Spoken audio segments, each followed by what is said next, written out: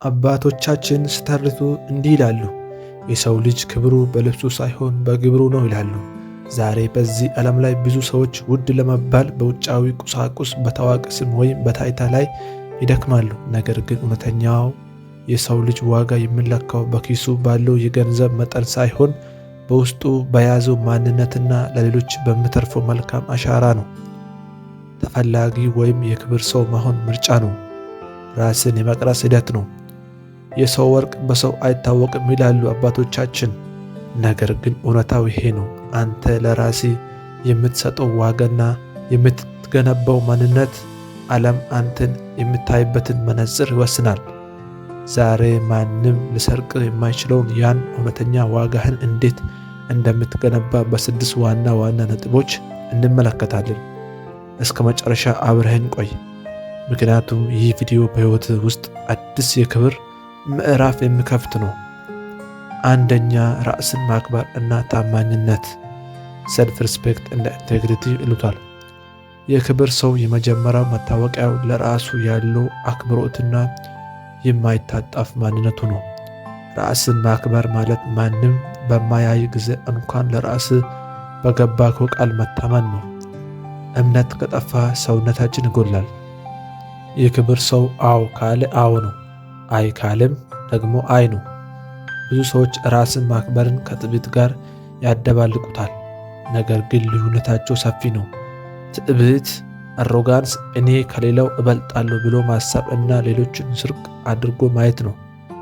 ራስን ማክበር ግን እኔ የራሴ መሪ አለኝ፣ ለራሴ የምሰጠው ክብር አለኝ እና ማንነቴን ለጊዜያዊ ጥቅም አሳልፌ አልሰጥም ብሎ በራስ መቆም ነው። ለምሳሌ በጓደኞች ዘንድ ተቀባይነት ለማግኘት ብቻ ማታምንበትን ነገር አለማድረግ ራስን ማክበር ነው። ሌሎች እንዲያከብሩ መንገድ ማሳየት። ሰዎች አንተን የሚይዙበት መንገድ አንተ ራስን የምታይበት መንገድ ነጸብራቅ ነው። ራስን የምታከብር ከሆነ ጊዜህን የምትጠብቅ፣ ንጽህናህን የምትጠብቅ፣ መጥፎ ቃላትን የማትጠቀም፣ ሌሎች ሰዎችን አንተን ዝቅ አድርጎ ለማየት ይቸገራሉ። ለምሳሌ የቤተሰብ ታማኝነት። በአባቶቻችን ዘመን አንድ ሰው በአባቴ አጥንት ብሎ ከማለ በቃላት ሊገለጽ የማይችል ትልቅ ቃል ኪዳን ነው። ያንን ቃል ላለማጣፍ እስከ ሞት ሄዳል። ንግድና ቃል። በገበያዎቻችን ውስጥ ያለ ውልና ደብዳቤ በቃላት ብቻ ነገ እሰጥሃለሁ ተባብሎ የሚረካከቡ ነጋዴዎች ነበሩ። ያ ቃል ከወርቅ በላይ ከበር ነበር። የውስጥ ሰላም። በውጭ የምታሳየው ማንነት እና በውስጥ የምታውቀው እውነታ አንድ ሲሆኑ የውስጥ ሰላም ታገኛለህ። ባለ እሴት ሰው በራሱ ውስጥ የሚጋጭ ማንነት የለውም። በራስ መተማመን። ለራስ የገባከውን ቃል ስታከብር፣ ለምሳሌ ዛሬ ጠዋት እነሳለሁ ብለህ ስትነሳ በራስ ላይ ያለ መተማመን ይጨምርሃል። ቃሉን የሚጠብቅ ሰው በራሱ ይተማመናል። ምክንያቱም የራሱ ቃል ለሱ ዋጋ ስላለው ነው። የማህበረሰብ አርአያነት። በሰፈር ውስጥ እገሌማ ውሸት አይናገርም ተብሎ የሚታመንበት ሰው ያለው ክብር ከሀብታሙ ይበልጣል። ትንሽ አጭር ታሪክ ልንገራችሁ። ከብዙ ዓመታት በፊት በአንድ ገጠር መንደር ውስጥ የሚኖር አንድ ድሃ ገበሬ ነበረ። አንድ ቀን በመንገድ ላይ ሲሄድ የወርቅ ጌጥ ያለበት ከረጢት ያገኛል። ያንን ከረጢት ይዞ ለባለቤቱ ከመለስ ይልቅ ባለቤቱን እስኪያገኝ ድረስ ሳይነካው ለወራት ጠበቀ። ሰዎች ለምን ለራሴ አታደርገውም ሲሉት እኔ የወርቅ ድሃ ቢሆንም በቃል ግን ባለጸጋ መሆን እፈልጋለሁ አላቸው። በመጨረሻም ባለቤቱ ሲገኝ ያለምንም ቅድመ ሁኔታ መለሰለት። ያ ሰው ዛሬም ድረስ በዚህ መንደር እንደ ታማኝነት ምልክት ይነሳል። አንተም የሳምንቱ ተግባራዊ እርምጃዎችን ውሰድ። አንደኛ፣ በዚህ ሳምንት ለማንም ሰው የገባኸውን ትንሽ ቃል እንኳን ሳታጥፍ ፈጽም። ምንም ያህል ብቸኝነት ቢሰማህም ከእሴቶች ጋር የሚጋጭህን ነገር አይ ለማለት ራስን አሰልጥን።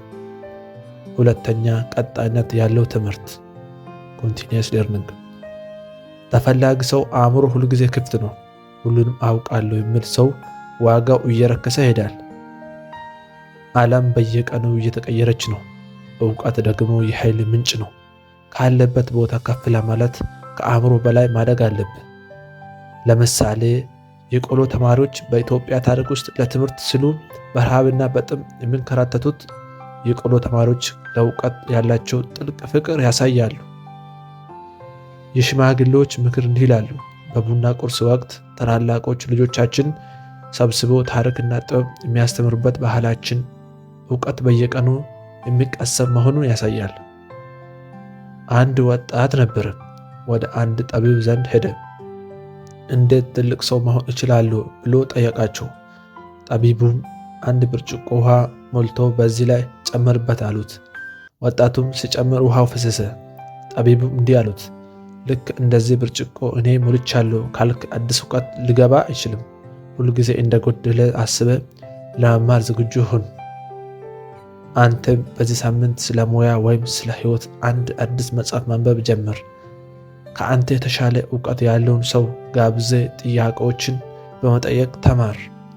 ሶስተኛ ስሜትን መቆጣጠር ኢሞሽናል ኮንትሮል የሚባለው ማለት ነው።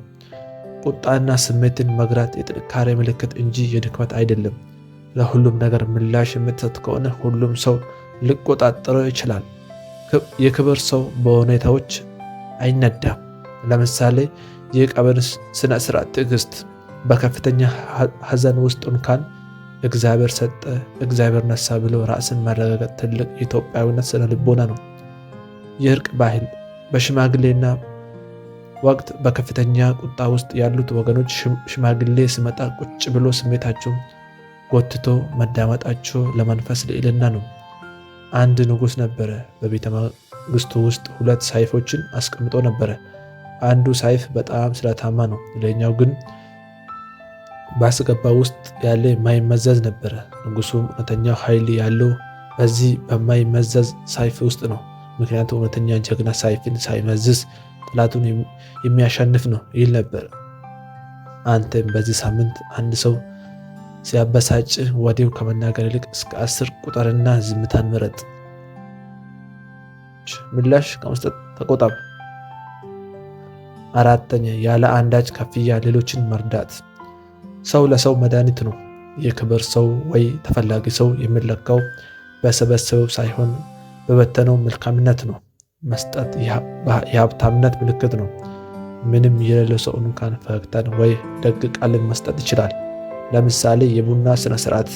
ጎረቤት ተጠርቶ አብሮ የሚጠጣው ቡና የፍቅርና የመረዳዳት ትልቅ ማሳያ ነው።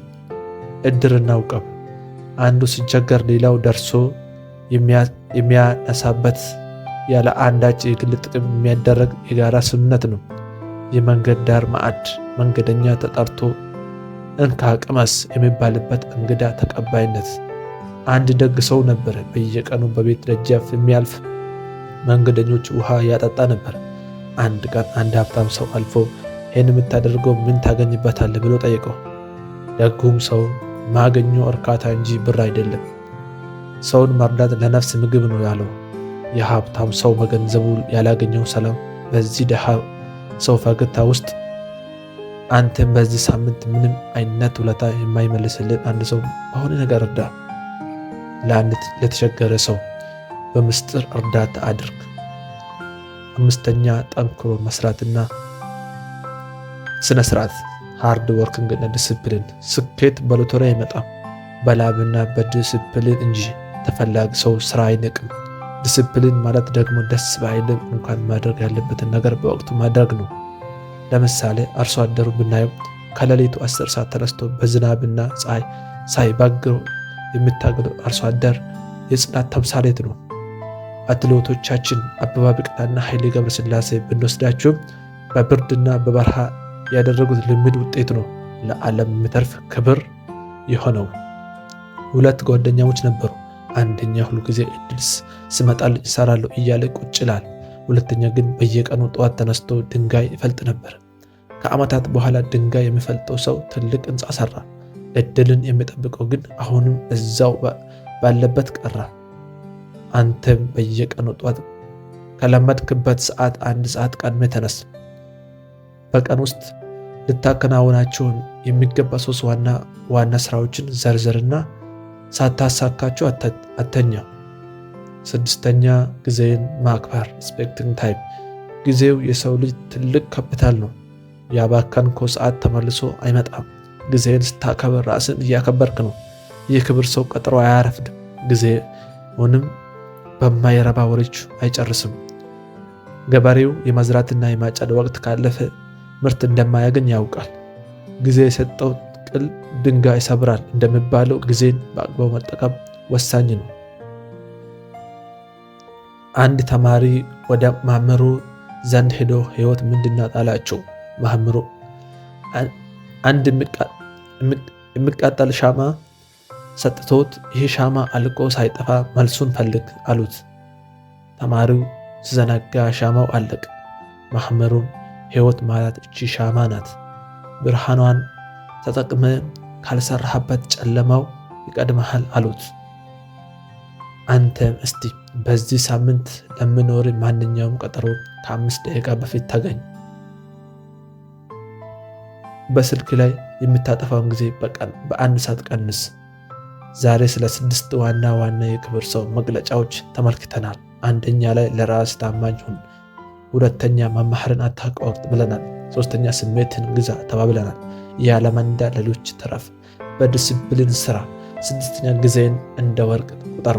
እነዚህ ነጥቦች በአንድ ጀመር ልታሳካቸው ትችላለህ። ነገር ግን በየቀኑ 1% እንኳን እየተለወጥክ ከሄድክ በዓመት መጨረሻ ሙሉ በሙሉ የተቀየርክ የክብር ሰው ወይ ተፈላጊ ሰው ትሆናለህ። ያስታውሱ፣ ዓለም ዋጋ የምትሰጠው አንተ ለራስህ ለምትሰጠው ዋጋ ልክ ነው።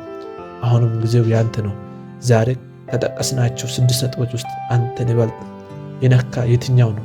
ከዛሬ ጀምሮ የትኛው ተግባራዊ ታደርጋለህ? በኮመንት ማስጫው ላይ እስቲ አሳውቀኝ፣ ጻፈልኝ። ለውጥ የሚጀምረው ከራስ ነው። ነገ ሳይሆን ዛሬ፣ ቆይቶ ሳይሆን አሁኑ ጀምሩ። በየቀኑ ለራስህ የምትሰጠው ክብርና የምታሳየው ጥንካሬ ነገ ታሪክ ሆኖ ይነገራል። ኢትዮጵያዊነት ክብር ነው። ያንን ክብር ደግሞ በተግባር አሳየው። ይህ ቪዲዮ ከተመቸ ላይክ አድርግ፣ ለወዳጆችም ሼር አድርግላችሁ። ለተጨማሪ ምስል ትምህርቶች ሰብስክራይብ ማድረግ አትስራ። በሚቀጥለው ቪዲዮ እስክንገናኝ ቸር ሰንብቱ።